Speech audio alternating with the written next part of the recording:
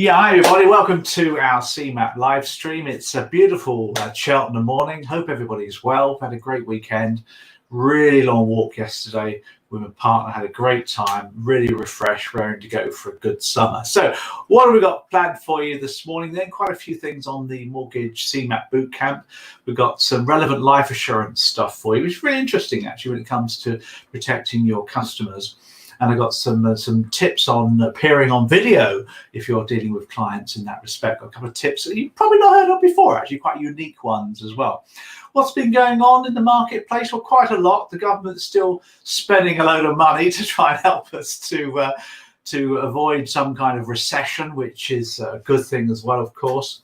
One or two companies laying off a few people. And as always in any recession, companies take time to restock. They take time to restructure, as they call it. Because in boom times, companies bloat, don't they? And then in sort of down times, recession times, companies restructure and take the opportunity of laying off a few people, which is really unfortunate, of course, for people. So enough of that. Let's talk about some more important things for you then on mortgages and the mortgage world that we're involved in. Read an article recently. I don't know if you've come across it, and it's just really useful to know about the RICS, or the Royal Institution of Chartered Surveyors. RICS, of course, dominate and run surveyors. RICS is where it's at. It's not RIC as in RICS, the person. It's Royal Institute of Chartered Surveyors. Now, they've been criticised recently, surveyors, in downvaluing properties, but that's all come to an end now, and not a lot of people know why. But what's happened is that RICS removed their guidance or their clauses that they give to surveyors on what they call material valuation uncertainty. So let's put that word up for you, material, there we go, which I think is valuation uncertainty. Now, what happens, you see, with surveyors, when they're valuing a property for mortgage purposes, not valuing for market purposes, is they like to see what's been sold before, what's been achieved before, to see what the actual mortgage valuation is. Now, what's happened when lockdown occurred, the RICS people said, this is around about March time, they wanted to have less weight put onto previous market valuations. So lockdown occurred in March, April time. RICS said to their surveyors, look, don't put any emphasis on previous valuations to lockdown. So surveyors had to look at valuations done around lockdown because they thought this lockdown situation was going to be there forever, which is why they downvalued tremendously. But now the RICS people have said that they've realised that lockdown is only a temporary thing, and we've come back out now and we're doing really well as a marketplace. So lockdown was just a pause and not a complete market reset. So now they've got lots more valuations available. They can now get rid of this clause and start to value property as well, properly, I should say. They've also said that the marketplace is looking good. The market is actually stronger now than it was pre-lockdown. You've got the stamp duty, temporary removal of stamp duty, of course, which is adding a further fillip to market values. So you'll probably start to see market values start to creep upwards. Whether property prices will creep upwards as well. But what you'll probably find, therefore, is this down valuation thing is probably a thing of the past now, which is good news if you're a mortgage broker. So that's the material valuation uncertainty. Just shows, doesn't it, that surveyors and people like the Royal Institute of Chartered Surveyors are very, very cautious. That's what they're all about. So, of course, that's good news all around. That's been removed. Let's get on to a decent topic now, a new topic, if you like, for you, on life assurance. What I want to talk about now is the topic of relevant life assurance. So let's put a title up there on our board for you. Relevant life plan we're looking for here. Relevant life plan. Relevant life assurances. I'm talking about RLPs, we like to call those. So what is a relevant life plan then, and how does it differ from normal insurance, is where I want to go with this particular topic. Now, the whole point behind a relevant life plan is it's term assurance, which is provided in a much more tax efficient way. And it's done by employers for their employees.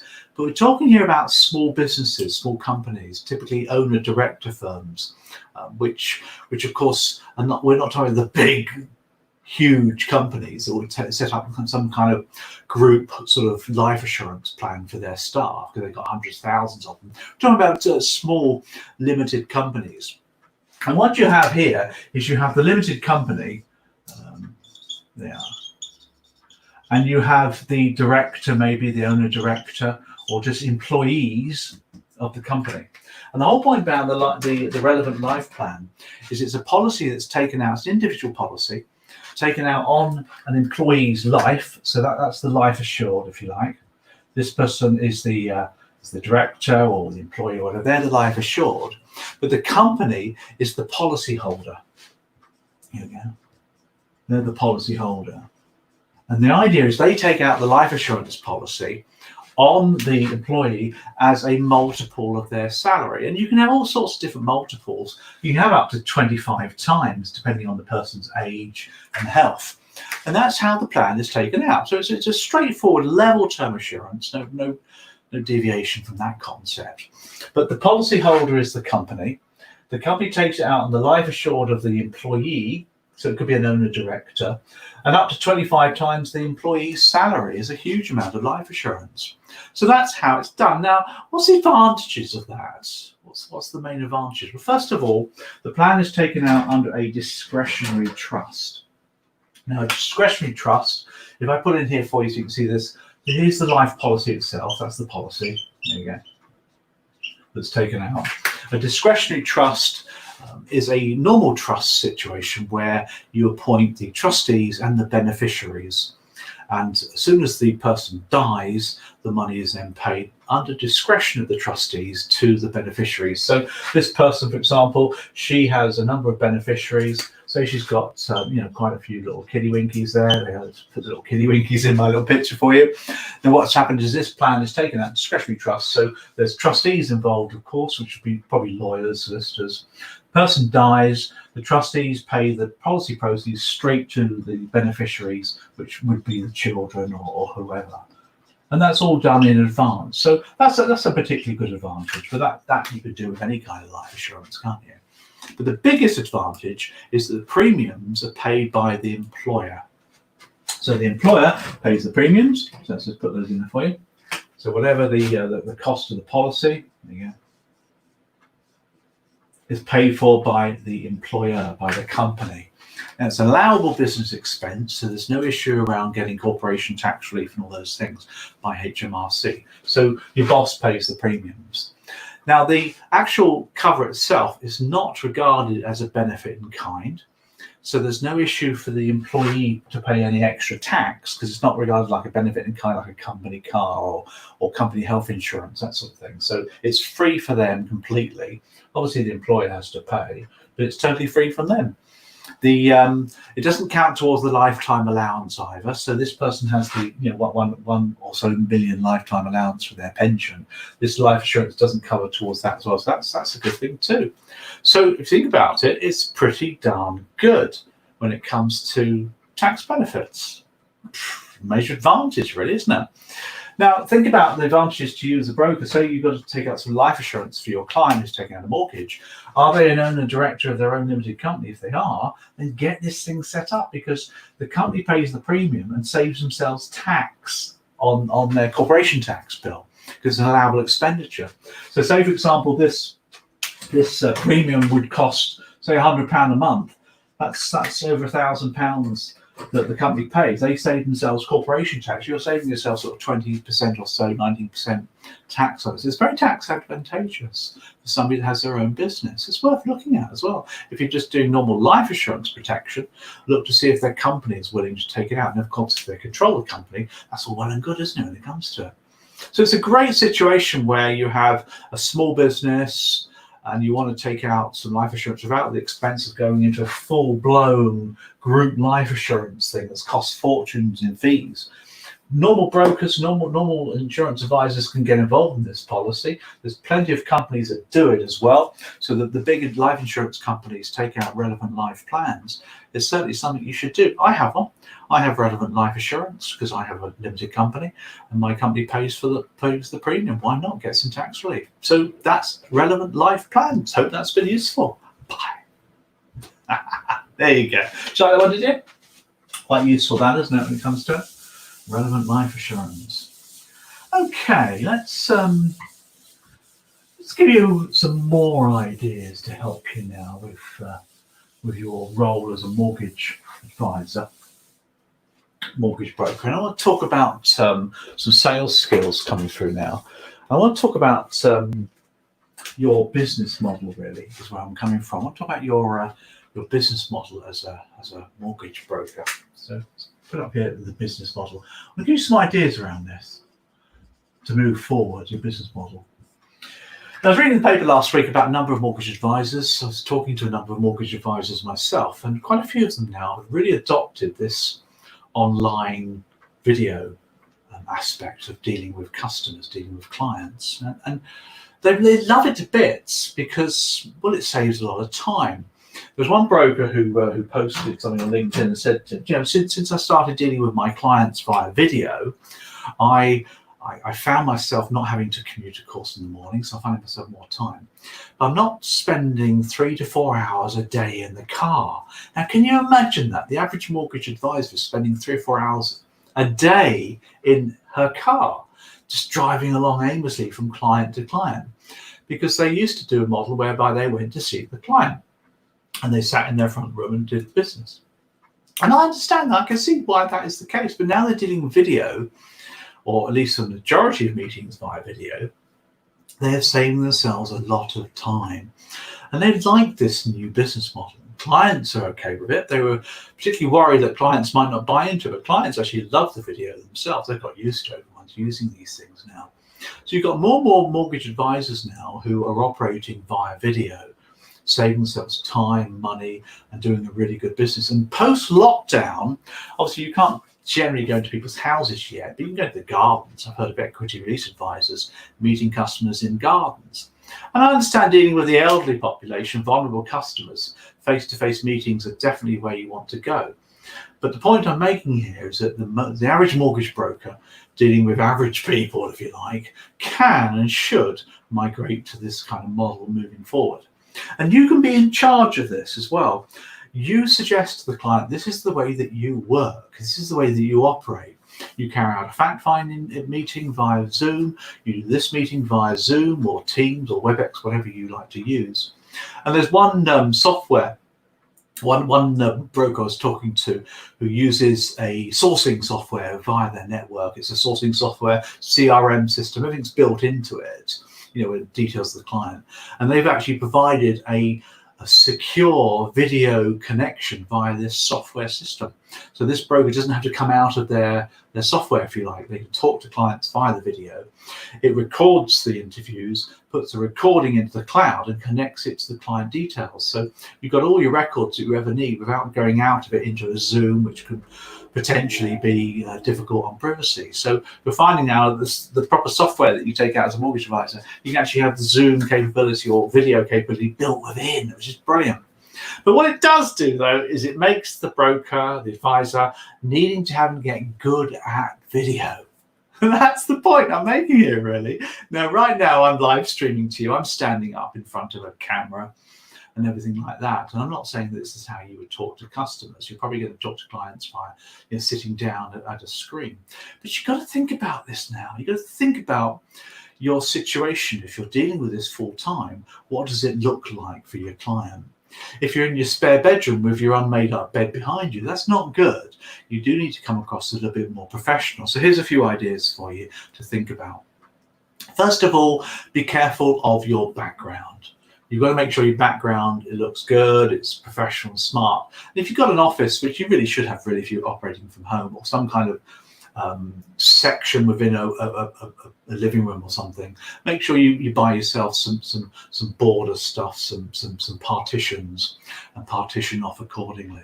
A blank background's fine. I've got a whiteboard here, which I obviously use when talking to you guys on these systems, because I use it to explain things. There's nothing wrong with you having some kind of whiteboard maybe to explain stuff to clients. There's nothing wrong with that. I wouldn't suggest that you stand and they sit down, because that's not right. Even though my eyes are level with the camera, I'm still standing.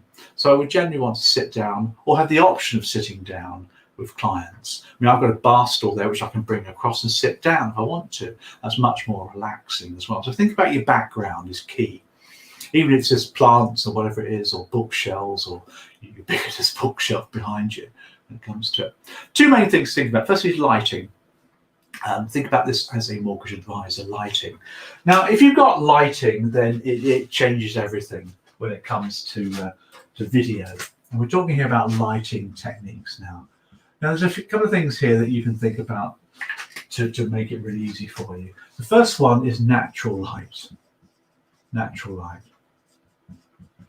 Now, my partner, she works she's in sales, and her company's taken on board this working from home and full-blown video advice with clients.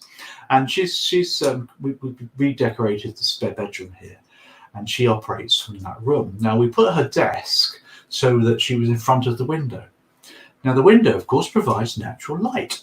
So there you are. That's the motto here: provide natural light. But when you have natural light, you can be very careful, of the sunshine, because sunshine itself, if it's beaming through the window, it's actually not good. You don't want bright sunlight because it brightens up too much. You get a blurry glare. It just doesn't work at all. So if you can, have a window that's north facing. A north facing window, of course, won't get sunlight at all, but it'll get light.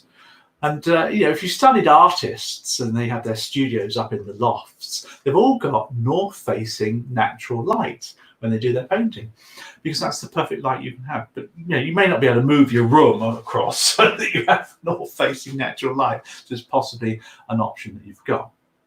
If you don't have a natural light or natural window in front of you, let's face it, in this country, we often get dark cloud, don't we? And in the winter, of course, it gets dark about 4:30 anyway. So you've got to think about some kind of lighting.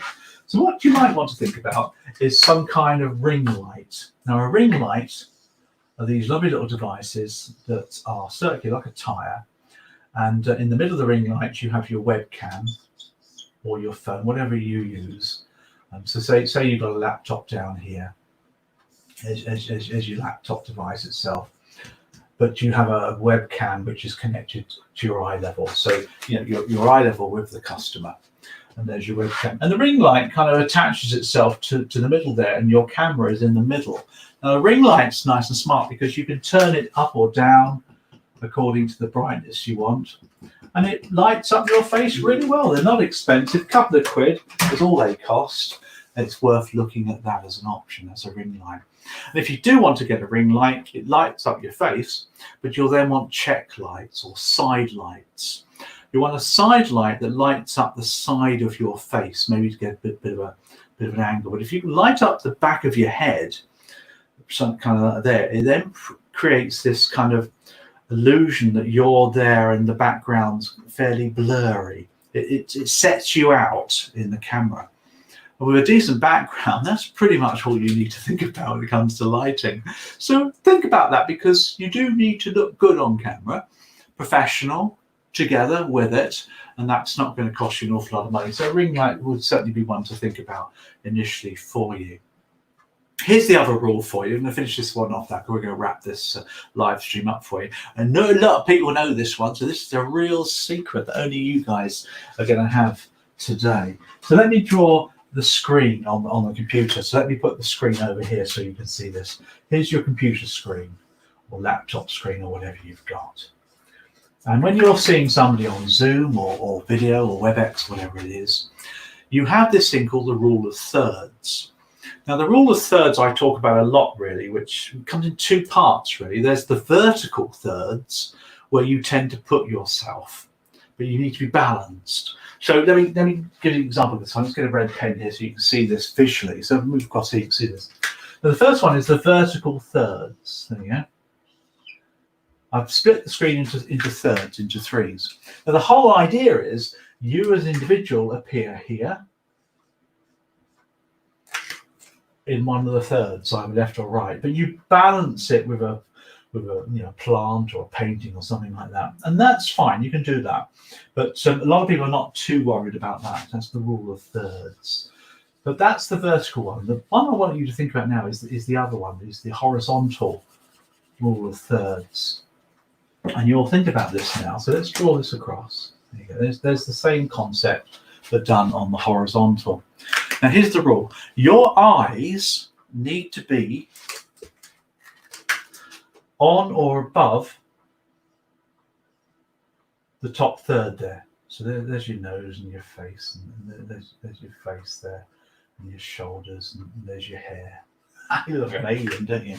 But as you can see from that picture there, I've put your eyes in the top third. Now, look at the video camera that I'm on now. Obviously, I'm on live stream, but also on the HD camera. My eyes are roughly just above the top third there. And on the live stream, my eyes are pretty much on the third line. I've done that on purpose. Now, why do you do that? Well, you do that for a number of reasons. If your eyes are too low, so let me demonstrate. Let me go down. There you are. How's that? Hello. Now that's wrong, isn't it, on all levels? Because it just looks wrong as well. No, I don't have any gravitas or any confidence. Just the way it comes across. Now, as I rise, I'm halfway now, which is okay. But now I've got my body in there. My eyes are where they should be. It's much more confidence, much more with it, really, which is where you come from. So that's the rule of thirds. Eye contact makes you think that. Bet you'll be wondering where your picture comes in the screen. If not, you don't know. Obviously, work it out. Do a little thing in advance. Remember, though, to have your eyes level with the customer's eyes when you're sitting down or standing up. That's really, really, really important to make sure, of course, you look at the lens, but we've talked about that before. So there we have some ideas for you on a business model, making sure that you maximize your video capabilities. There's some things there that not a lot of people teach you. So that's getting you to the top level of mortgage advisors. But move on to the online model of videos. Where are we going, isn't it? Can't stop the pace of time in the future. And yes, if you want to go and see the client face to face, of course you can. I'm not saying you're not going to do that. But if you want to maximize this kind of thing with virtual reality, when that comes in too, make the most of it. Hey, that pretty much wraps up our live stream this morning for you, or this afternoon. Hope everybody's had a great time today. I'm going to see you all next week. See you then. Bye.